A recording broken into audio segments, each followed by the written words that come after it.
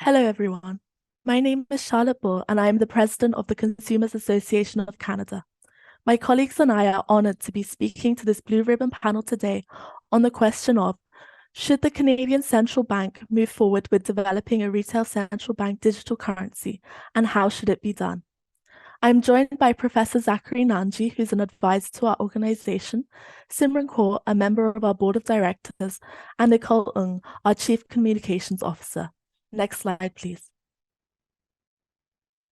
How Canadians use money and make payments is changing due to new technologies and more demanding expectations from consumers and businesses. In this context, whether governments should adopt retail CBDCs, digital money issued by the central bank to the general public, is a big point of debate. 90% of the world's central banks are investigating digital currencies. The Canadian Central Bank has been researching retail CBDCs for 8 years and published its contingency plan in 2020.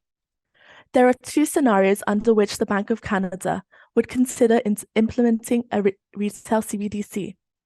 Either if the use of cash were to decline to a point where Canadians can no longer use it for a wide range of transactions, or if an alternative digital currency, such as a stablecoin backed by the US dollar, becomes widely available as an alternative to the Canadian dollar. In its 2020 contingency plan, the central bank noted that these two scenarios are unlikely and that they don't see the need to issue a CBDC right now, but we need to prepare for this possibility and maintain a state of readiness. This contingency approach follows many other central banks around the world. As of 2022, only 9 central banks have launched pilot retail CBDCs, and in no country has it become a major method of payments. Whilst the stakeholder landscape in relation to retail CBDCs is very complex, our presentation is focused on the perspective of consumers, with a special attention to vulnerable groups. Next slide, please. As the Consumers Association of Canada, our primary mission is to advocate for the protection of the rights and interests of Canadian consumers. This slide gives you an overview of who our constituents are and their current diverse backgrounds and needs. It is especially important to note that 42% of Canadians are using cash the same amount as before the pandemic. Also, although 99% of consumers have bank accounts, 15% are underbanked, which means that they own a bank account but lack adequate access to other financial services such as credits and loans. Next slide, please. The pros and cons of implementing a retail CBDC have been well articulated by the Bank of Canada in many public reports. Here is a snapshot of them. From the position of the Consumers Association of Canada, we would like to note the risks in expediting the rollout of a retail CBDC. The hasty implementation of a retail CBDC could lead to instability in the financial sector. This could further reduce trust in the Canadian financial system, which has already declined by 8% in the last 2 years. Furthermore, consumers currently have significant privacy and security concerns, which left unaddressed would likely reduce the uptake of a retail CBDC. Next slide, please. Therefore, on the main question asked by the Blue Ribbon panel, we support the contingency approach of the Central Bank of Canada. Retail CBDC design and eventual implementation must prioritize the protection of the rights and needs of Canadian consumers. Money is a public good, and digitalization must benefit all. As the Bank of Canada moves into the development phase of its R&D, we urge continued consultation with stakeholders representing consumer groups such as ours on how a retail CBDC could be implemented successfully in the future. This would be consistent with the commitments made in the 2022 Full Economic Statement. Our research has shown that first and foremost, consumers want retail CBDCs to have the same characteristics of cash, namely universal acceptance, resilience, privacy and security, and accessibility. However, cash must still be an option of payment to allow freedom of choice, especially for the most vulnerable groups who depend on it. These two design elements are critical to ensuring consumer trust in a retail CBDC in case of potential rollout in the future. Next slide, please. In addition to supporting the central bank's contingency plan on retail CBDCs, we would like to take this opportunity to highlight two alternative proposals to two urgent issues facing Canadian consumers: inefficiencies with cross-border transactions and underbanking.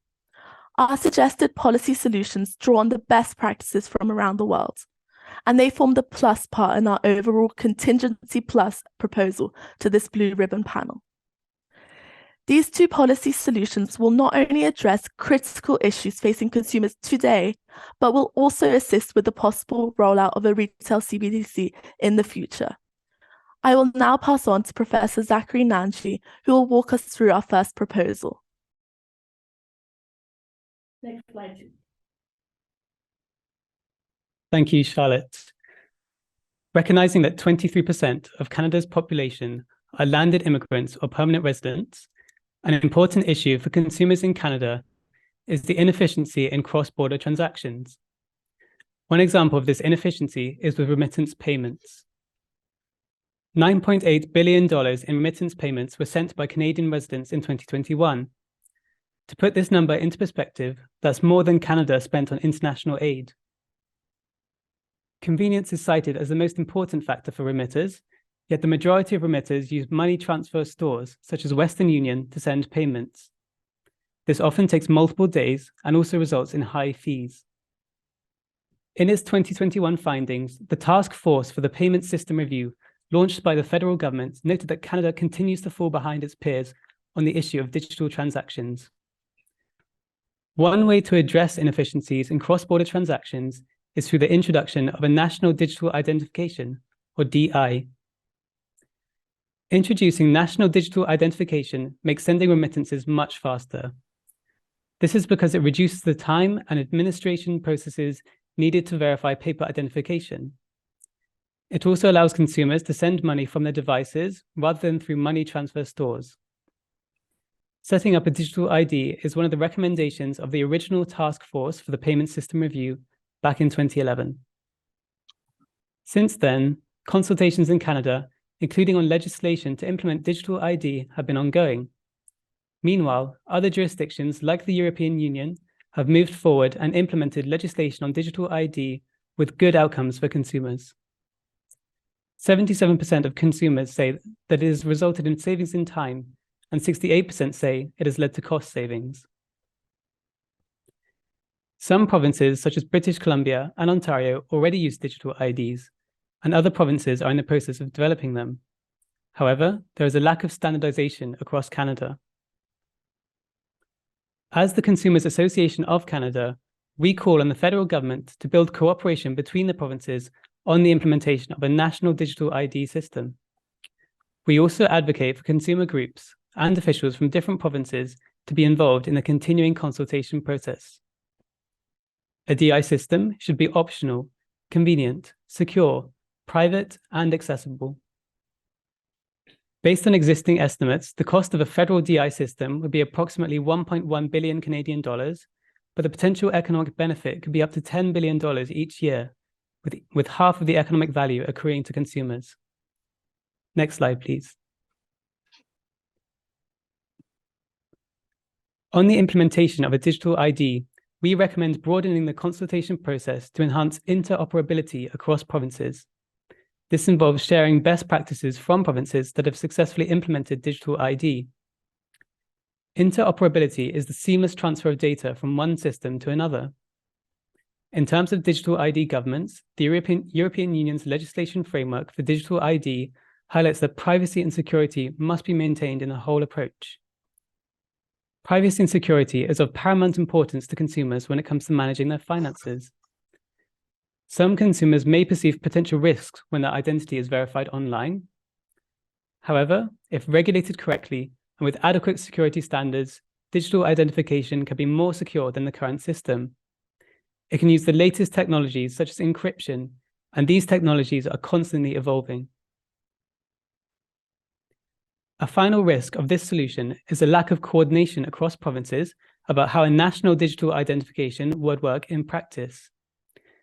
We hope that consultations that incorporate consumer groups and provincial officials from a variety of geographic areas would help to overcome this problem. I will now pass it off to one of our directors, Simran, who will discuss our second alternative proposal.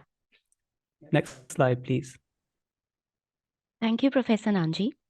The second issue that we have identified is underbanking.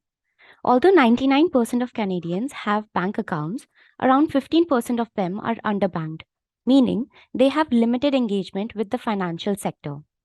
High banking fees and lack of access to credit contribute to the problem. The need to reduce high banking fees and charges are also recognized in the mandate letter of the Minister of Finance.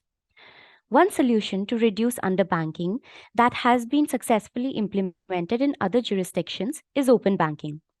Open banking is when financial data is shared with service providers that are chosen by the consumers. There are two main advantages of open banking. First, it creates more competition in a financial system, which is currently dominated by a few Canada's biggest banks. Additional competition would ultimately lead to lower banking fees charged by traditional banks. Second, it improves financial inclusion by ensuring that financial data can be taken from a variety of sources, not just traditional credit scores. This means that those who have access to little access to credit, including newcomers or low-income individuals, will find it easier to obtain loans and cheaper credit options. To put it into perspective, if traditional banking is like shopping in a convenience store, open banking is like shopping in a mall. It gives consumers greater choice and freedom on how they manage their finances. This is why open banking is often called consumer-directed banking. Open banking has been successfully implemented in several countries, including Australia and the UK. It currently has 6.5 million active users in the UK and has saved the public over £500,000 in bank fees in 2022. The Government of Canada has been investigating open banking since 2018. However, the process has been marred with delays. Although 2022 was the target year for introduction of open banking in Canada, the deadline was missed. As the Consumers Association of Canada, we advocate for the prioritization of the rollout of open banking. Consultation on open banking has so far focused on big banks such as RBC and TD Canada Trust. We hope to see more consultation and representation from consumer advocacy groups, including ours, in the ongoing design and implementation process. Drawing on data from Australia, it would cost approximately $300 million to implement open banking in Canada. However, the potential economic benefit per year is estimated to be $2.2 billion. Next slide, please. In addition to greater consultation during the design phase, we also advocate for pilot programs to be launched in the next 6 months in provinces such as Ontario and British Columbia. As mentioned before, these provinces already have established digital identification systems. This would make it easier to implement open banking because the use of financial digital apps requires identification. Open banking could be implemented at the same time as national digital identification, creating opportunities for synergies between the two programs. Actual privacy and security risks can be mitigated by ensuring that accreditation to financial institutions on the platforms is regulated. There are also perceived privacy and security risks, but these can be mitigated by taking steps to improve financial literacy and educate consumers about the benefits of open banking. Finally, both digital identification and open banking would assist in a potential rollout of a CBDC in the future. Next slide, please. Now I pass on the floor to my colleague, Nicole. Thank you, Simran. I will now turn to a discussion of risk and our recommendations to this panel on a communication strategy for CBDCs. One of the big questions our risk assessment aimed to address is, will Canada fall behind without an immediate rollout of retail CBDCs? And our answer is no. We believe that moving forward with our proposed contingency plus approach allows the Canadian Central Bank to continue to invest in research and development and to start testing CBDCs. The central banks recently announced collaboration with the Massachusetts Institute of Technology and the opening of the Bank of International Settlements Innovation Hub in Toronto are further signs that Canada is at the forefront of the CBDC discussions. Another risk in the context of retail CBDCs is its scalability and ensuring general public buy-in and uptake. Most Canadians are unfamiliar with electronic banking and have concerns about data protection. So if implemented, our proposed solutions on open banking and national digital identity system would serve as the building blocks to build confidence among consumers and would help with a future CBDC rollout. This gradual approach would also align with Canada's commitment to digital inclusion as stated in Canada's Digital Charter. Next slide, please.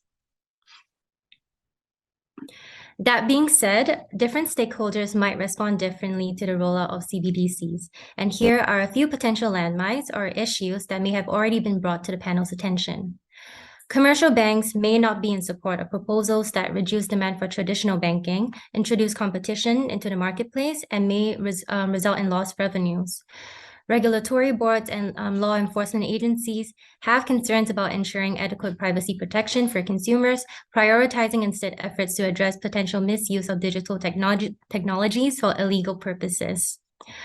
While we believe consumers are likely to welcome CBDCs if implemented with the right design, special attention must be paid to the needs of vulnerable groups, especially the underbanked and those who are most reliant on cash. Next slide, please. To mitigate risk associated with CBDC rollout, a robust communication strategy involving both federal and provincial governments must be deployed at every stage of design and implementation phase to ensure buy-in from all stakeholders. According to the Digital Money Institute, 43.9% of the German public and 40% of the American public will not use CBDCs if rolled out today due to a lack of confidence and understanding of digital currencies. We believe that Canadian attitudes are likely to be similar. Therefore, to provide assurance to the Canadian public, communication should be anchored in the key message that CBDCs are not meant to replace cash. They will share the same characteristics as cash, such as universal acceptance, and will complement cash but not substitute it.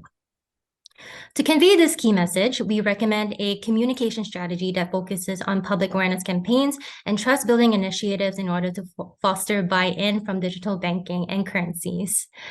The Financial Consumer Agency of Canada could lead in these efforts. Next slide, please. Sorry, the slide before that, please. In summary, the Consumers Association of Canada advocates for Contingency Plus, the contingency plan as presented by the Central Bank of Canada, with additional measures to address two immediate pressing issues, the underbanked and cross-border transaction inefficiencies. We hope that this Blue Ribbon panel will consider our proposals favorably and prioritize consumers' needs and perspectives in your report to the Minister of Finance. This concludes our presentation. Thank you very much for your attention. We are ready to answer any questions that you may have. Thank you so much, and thank you for bringing forward the position of your organization to the panel. Your organization represents essentially all Canadians, and it's important for Canadians to be represented by entities such as yours. I'm going to go straight to my colleagues. I'm going to start with Ellen in terms of questions, and then I'm going to go to Randall. So Ellen. Thanks, Taiki. And thank you so much, panel, for a really interesting conversation. I particularly found your kind of breakdown of the diversity of your kind of represented base very, very interesting. And I guess where I thought I'd go in terms of questioning is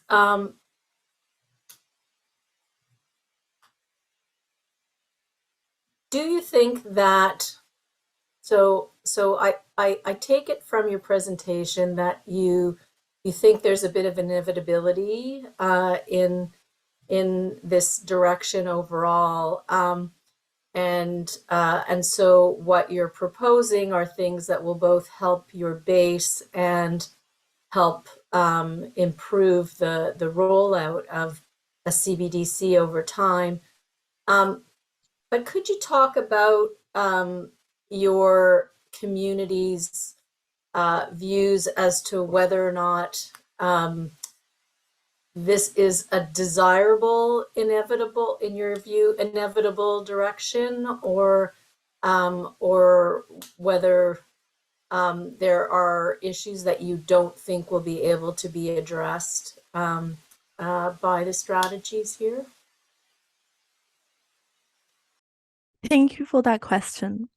As we have outlined, retail CBDCs do have numerous potential benefits for consumers if designed correctly, such as lower fees and transaction costs, and whilst increasing the speed of payments.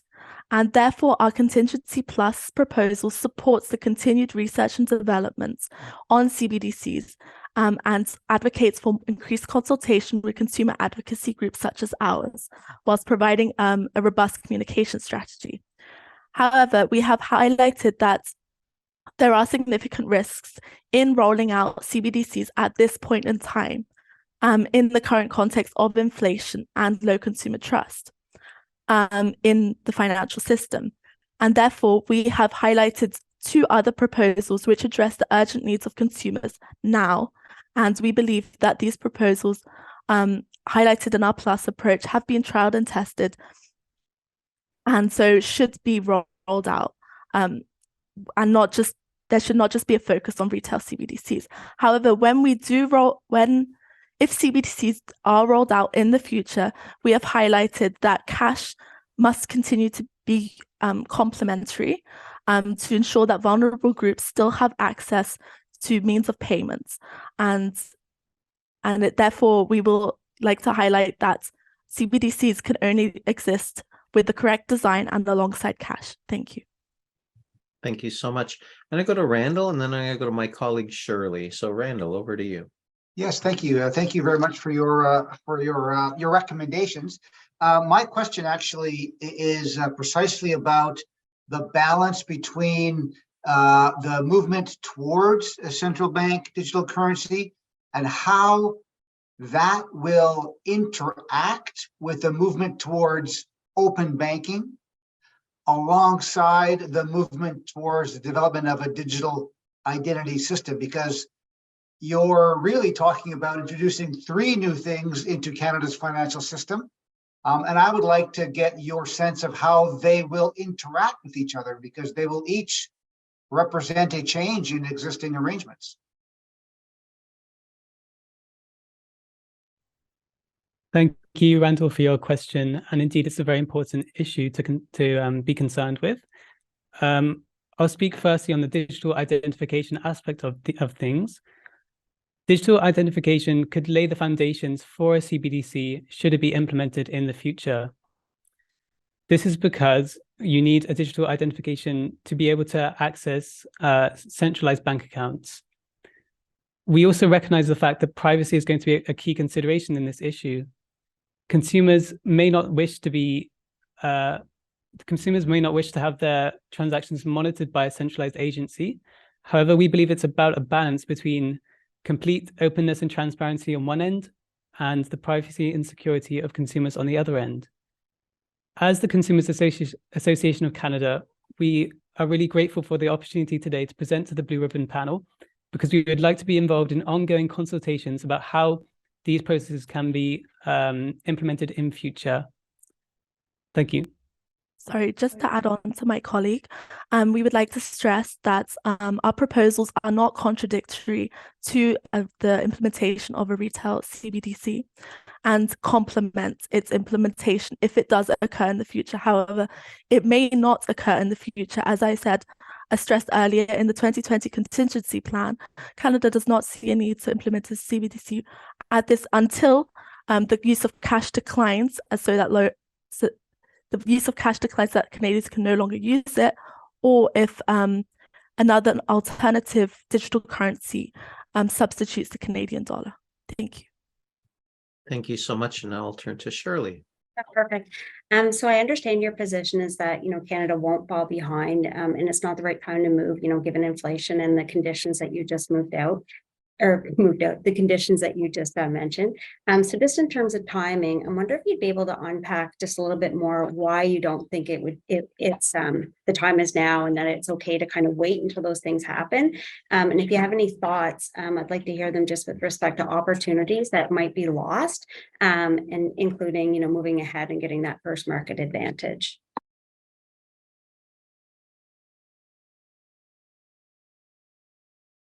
Thank you for that question. As mentioned by my colleague Nicole, we do not believe that Canada is lagging behind at the moment.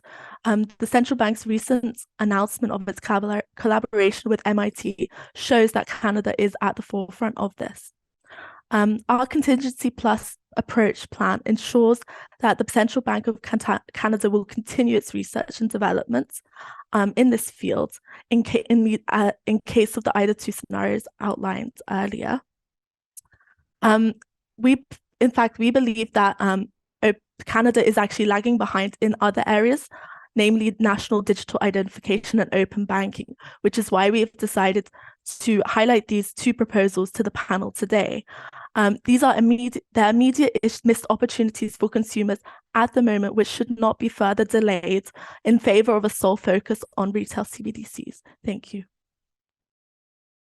Thank you so much. Nicole, did you want to add something, or I saw your hand pop up? Yes, I did. And also circling back to our communication strategy, we are not putting a pause on preparations for CBDCs, should they be implemented, but we're using this time in collaboration with other agencies and also the federal government to build trust and to increase financial literacy alongside, because statistics from the German Digital Money Institute has shown that financial literacy is a key factor in ensuring the success of CBDCs should they be rolled out. So we are focusing on a communication strategy to boost financial literacy through awareness raising campaigns and through consultations and public participation, so that when CBDCs are rolled out, if they are ever, that all stakeholders will be able to actively participate and benefit from it. Thank you. Thank you. Maybe with our last question, I'll ask it jointly to our colleagues from OSFI and from the Bank of Canada. One of the things that this association is putting before us is that Canadian consumers aren't as well serviced by our financial system as we may think as Canadians. And when we look outside our borders, we see some things like it's harder to clear things here. It takes more time to clear things here. It's more expensive to clear payments here. Maybe I'd ask Ron or Peter to comment on that broad orientation that we're hearing today from the association, and maybe ask the association a question or two in that vein. So Peter, your hand went up first, so go away. Take it away, sir. Yeah, thanks, Decky. I think your premise is right. I think that our system does lead to cross-border transaction inefficiencies and underbanking of certain individuals. I mean, I recognize you've pointed out 99% of folks have bank accounts, but they lack access to things like credit. The core of the problem, in my judgment, is we have a protected oligopoly in our banking system that is extremely profitable. Therefore, what you propose will tend to undermine that oligopoly and that profitability, and you might expect that there are stakeholders that oppose what you are arguing for, however good idea they are for consumers. So what's your response to banks that say these two solutions will undermine our position in the market and therefore lead to financial instability?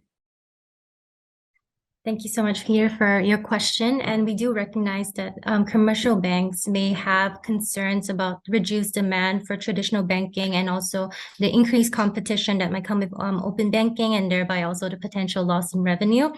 However, we would also like to encourage commercial banks to embrace this opportunity. Technology is constantly evolving, and it will be an amazing opportunity for them to innovate new products and services to adapt to the changing and evolving technological landscape. This will, in the long run, also boost the competitiveness of our banks, of Canadian banks in the global finance sector.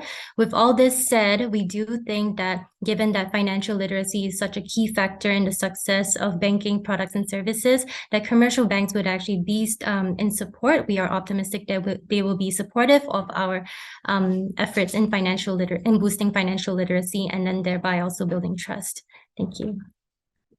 Ron, I'm sorry, I'm going to have to pass on you, but on behalf of the panel, I want to thank you for bringing the voice of the Consumer Association of Canada to the table. Ultimately, everything that we're going to do here and what the minister will decide will be to benefit the consumer. And so hearing from voices like yours are incredibly important to our work.